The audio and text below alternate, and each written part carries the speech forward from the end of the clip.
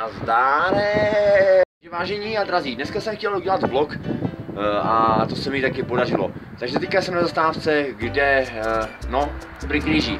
Čekám na električku, jdu s kamarádem něco vyřivavit, takže si můžeme podívat dneska, nahlédneme do obchodního centra Centrál, jo, který je na Trnavském mýtě. Trošku nafuká vítr, takže nám to možná trošku zhorší kvalitu toho videa, ale já si myslím, že to nějak moc nevadí. Hlavně bude obsah toho, co natočíme v centráli. To znamená, že natočíme tam, můžu vám prozradit, motorečky, které prej visí na řetězí. Já jsem tam teda dlouho nebyl, možná někteří jste tam byli, chodíte tam, takže to víte, ale každopádně se to těším a těšte se i vy.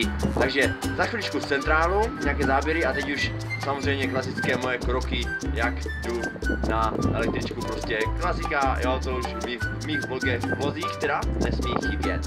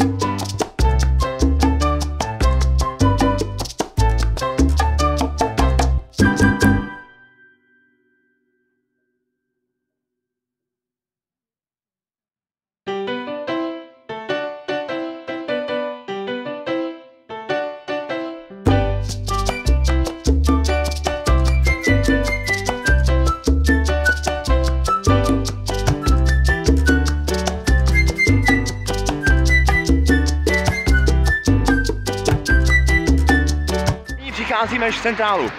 Mám možná roztřepanou kameru, protože jdu a už vidíte, že právě před náma se nachází obchodní centrum Centrál. Je tady hodně lidí, ale nebudeme natáčet, aby nás nějak nezažalovali.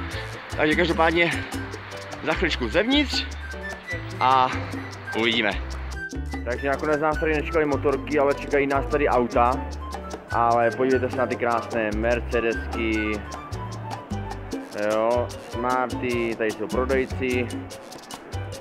Jo, tady vidíte krásné Mercedesky, Mercedes-Benz. Tak, tady nás zdraví prodejce, co nám řeknete k autům?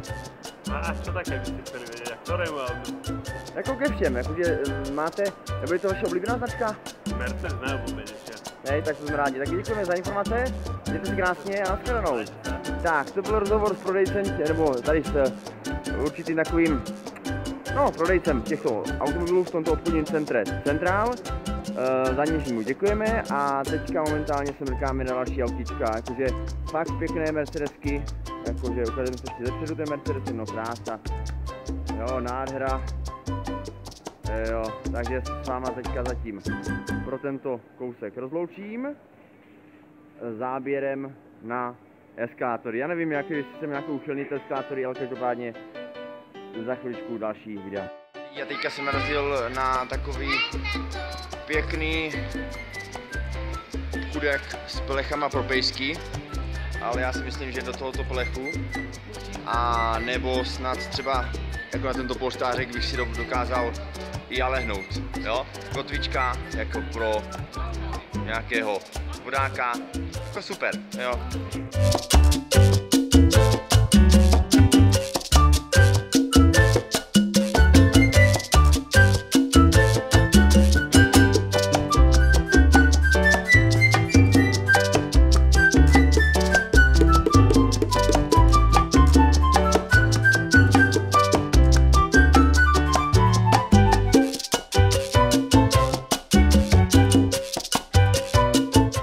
Před takovým obchodním centrem, před obchodem teda, kde vypadá, že je moje vyvolená. Takže tady,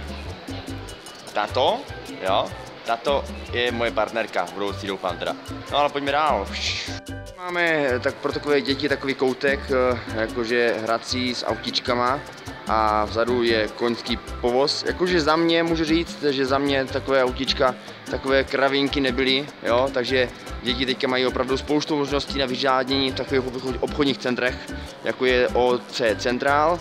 Tady se můžeme podívat ještě z druhé strany na ty, ne psí, já jsem chtěl říct psí, ale koňské spřežení, kde vzadu nějaký indián, zabereme to blíž. Jo, takže jakože super, takže tady dokonce nějaký, tady nevím, pelikán, no dejte mi vědět do popisku videa, co by to mohlo být. Je to pelikán nebo nějaký jiný pták? No, uvidíme, každopádně zatím jedeme dál.